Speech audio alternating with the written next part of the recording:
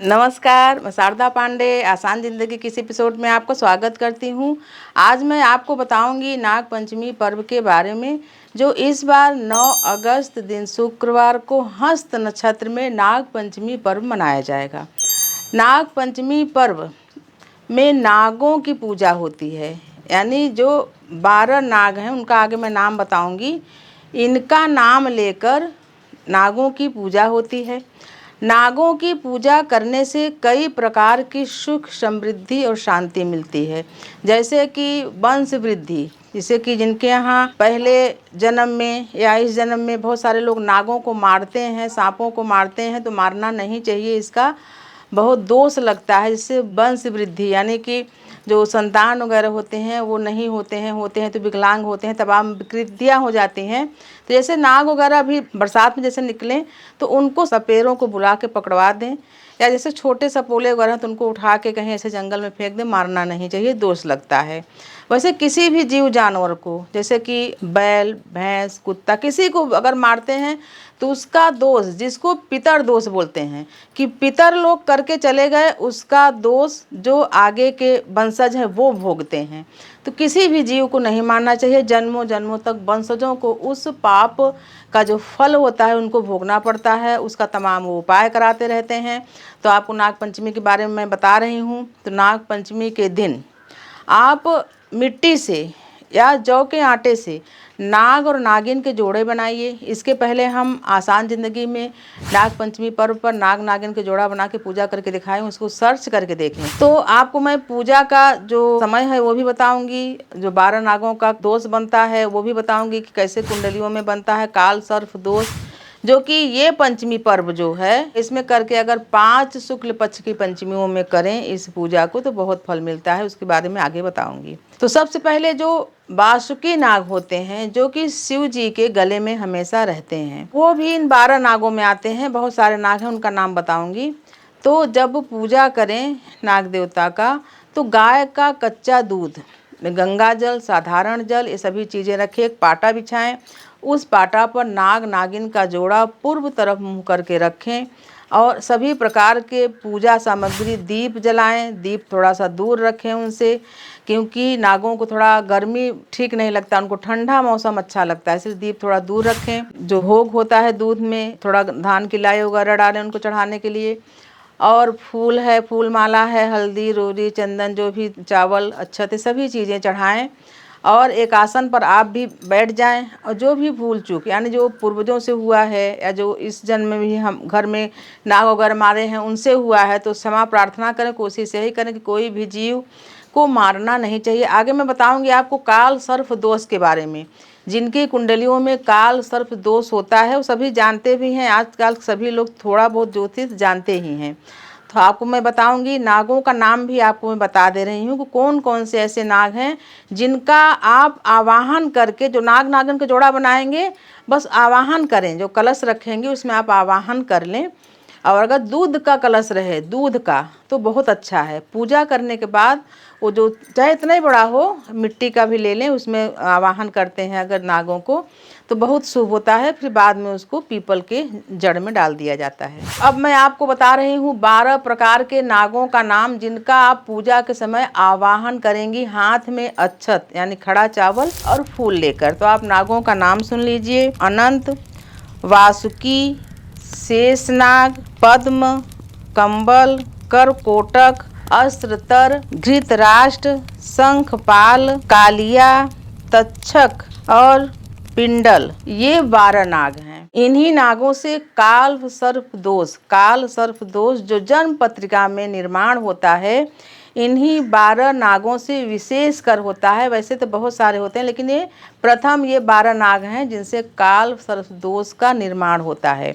तो इन 12 नागों का नाम लेकर आवाहन करें कि आप जहाँ भी हैं हमारी पूजा को स्वीकार करें, हमारी वंश वृद्धि हो, हमारी जो बेटी ससुराल गई है उनके यहाँ भी वंश वृद्धि हो, कोई भूल चूक हुई हो तो उसको क्षमा करें। जैसे मंत्रों से जब जन्मेजय जी सर्प यज्ञ कराए थे, तो मंत्रों से जो उनके पिताजी को तक्षक डस लिए थे, तो क्रोध में आके जो भी यज्ञ कराए थे, बहुत सारे नाग आ आके कुंड में कूदते थे, जिसमें से शेष नाग, वासुकी, इन सब का नंबर था, लेकिन इन सबको देवताओं ने बचाया। और ऐसी मान्यता है कि बाद में नागों ने बोला कि हम किसी को भगा के दौड़ा के नहीं काटेंगे कभी भी।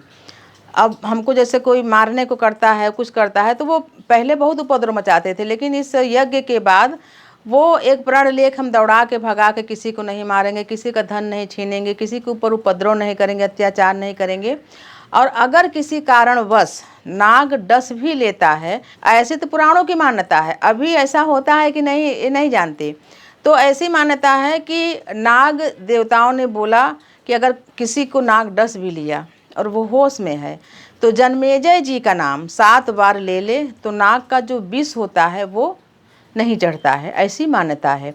लेकिन हम आपको ऐसी मान्यता बताते हैं, अगर किसी को नाग डसता है तो ये तो बोले ही, पर जहाँ नाग काटे, सर्प काटे, उसका थोड़े ऊपर कस के बांध दे, तो जो उसका विष होता है, कितना भी जहरीला सांप क्यों न हो, जो उसका विष होता है वो उसके ऊपर नहीं जा सकता। यानी जैसे मान लो उंगली, विशेषकर उंगली में ही काटते हैं, तो कलाई में यहाँ तक बांधे, वो काफ़ी जलन भी होता है, लेकिन उसको छोड़े ना जब तक कि हॉस्पिटल न पहुँच जाएं। हॉस्पिटल पहुँचने के बाद उनको बताया जाता है कि कौन सा सांप काटा है, तो उसी प्रकार से इंजेक्शन वगैरह वो देते हैं। बाद में उसको छोड़ के, दो बहुत जलता है, जहाँ बंधा रहता काला हो जाता है, थोड़ा बहुत चीरा लगा के विष को बाहर करते हैं। इंजेक्शन देने से वैसे भी विष को काट देता है। मैं आपको बता रही हूँ नाग पंचमी के बारे में, जो कि आप कथाओं में जानते होंगे कि महात्मा जरत्कारु के पुत्र आस्तिक नामक जो उनके पुत्र थे, वो भी नागों की सुरक्षा में आए थे, वो भी नागों की सुरक्षा किए थे। महात्मा जरत्कारु के पुत्र जो आस्तिक थे, इनका भी नाम लेने से नाग दोष, यानी जो दोष लगा रहता है, इनके भी नामों का जाप करने से भय दूर होता है, यानी नागों से भय भी दूर होता है, मतलब नागों का जो दोष होता है वो भी दूर हो जाता है। नाग पंचमी पर्व में अगर दोष है तो आप व्रत भी कर सकते हो, यानी फलाहारी व्रत भी कर सकते हो। किसी भी जब दोष लगता है किसी को, तो व्रत का भी काफ़ी महत्व रहता है, व्रत और दान का भी।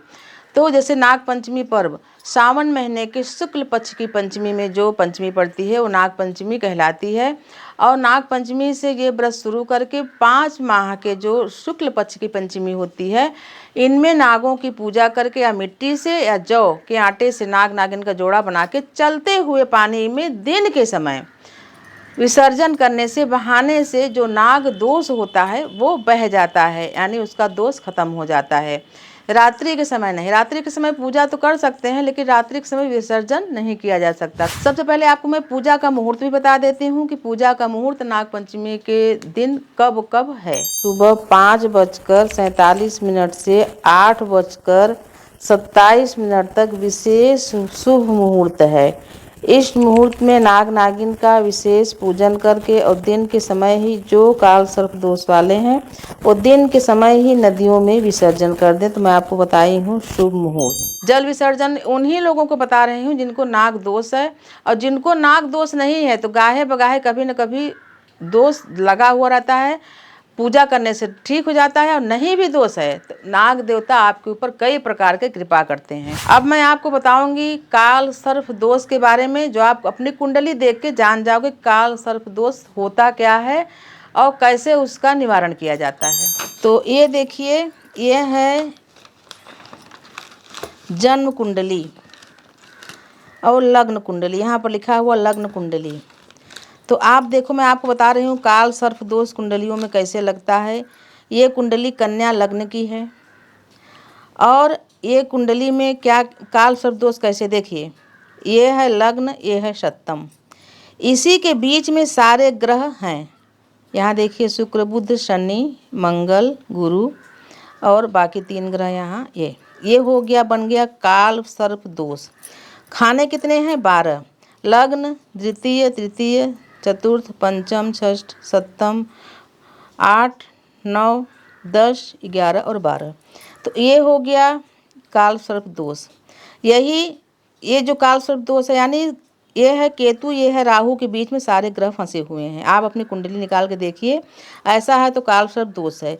फिर हो सकता है ये राहु यहाँ रहे, केतु यहाँ रहे, ऐसा भी हो सकता है। फिर ये ग्रह यहाँ आ जाएगा, अगर केतु यहाँ रहेगा तो राहु यहाँ आ जाएगा। तो इसके इधर या इसके इधर सभी ग्रह अगर केंद्रित हैं, मतलब स्थापित हैं, तो काल सर्प दोष। अगर इस राहु केतु से कोई भी ग्रह निकल जाए बाहर, मान लीजिए कोई भी ग्रह यहाँ इस खाने में, यानी 5 खाना खाली है, देखिए 8 9 10 11 12, 12 में से 5 खाना खाली है। तो अगर यहाँ कोई भी इस 5 में कोई भी ग्रह आ जाता तो काल सर्प दोष भंग हो जाता, यानी काल सर्प दोष नहीं होता। तो अलग अलग प्रकार के काल सर्प दोष होते हैं, उसके अलग अलग फल मिलते हैं, और उन्हीं का किस जैसे वासुकी काल सर्प दोष, कालिया काल सर्प दोष, तक्षक काल सर्प दोष, ये सब बनते हैं। तो अलग अलग का अलग अलग पूजा होता है। की कुंडली है उनको काल सर्प दोष लगा हुआ है। आप ध्यान से देखोगे तो इसमें ग्रहण दोष भी है। देखिए केतु के साथ ये चंद्रमा ग्रहण दोष लगा हुआ है। तो इसीलिए हम बताते हैं कि जब भी ग्रहण लगे तो नारियल को जल में प्रवाहित करें, विसर्जन करें, सब बताती हूँ।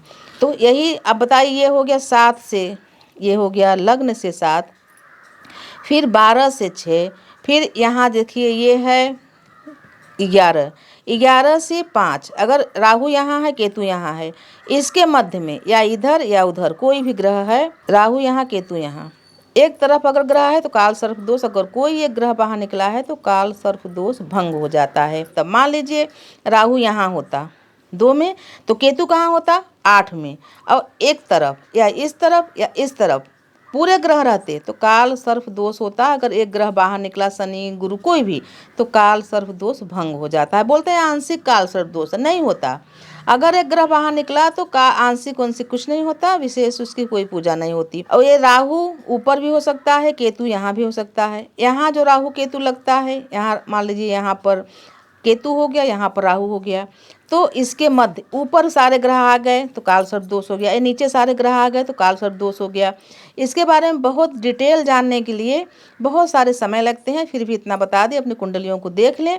अगर काल सर्प दोष ऐसे है, राहु केतु के मध्य में सभी ग्रह इस तरफ हैं, तो काल सर्प दोष लगा हुआ है, 5 खाना खाली हैं। जो आपको 12 प्रकार का काल सर्प दोष होता है उसके बारे में बताई हूँ। नाग पंचमी पर्व के बारे में बताई हूँ, पूजा का मुहूर्त बताई हूँ। ये पूजा कोई भी कर सकता है, यानी कि जो मतलब पूजा का जानकार हो, बच्चा भी अगर जानकार हो, घर में कोई नहीं कर सकता है, महिला अशुद्ध कुछ भी, तो बच्चे से यानी 10-12 साल का बच्चा है उससे भी पूजा करा सकते हैं। शुद्ध अवस्था में पूजा करें, अशुद्ध अवस्था में पूजा ना करें, वृद्ध भी पूजा, कोई भी पूजा कर सकता है भगवान जी का। पूजा करते समय जैसे मान लीजिए आपके ऊपर कोई दोष नहीं, तब भी व्रत कर सकते हैं। पूजा करने तक कुछ भी खाएं पिए ना, पूजा के बाद आप जलपान वगैरह कर सकते हैं। तो आपको बताई हूँ मैं नाग पंचमी पर्व के बारे में, नागों को ना मारें। ऐसे आगे भी जितने पर्व आ रहे हैं आपको सभी का वीडियो दूंगी। हमारे चैनल आसान ज़िंदगी को सब्सक्राइब कर लें, और वीडियो अच्छा लगे तो लाइक करें, ना अच्छा लगे तो डिसलाइक करें। हमारे साथ बने रहें, देखते रहें आसान ज़िंदगी। तब तक के लिए नमस्कार।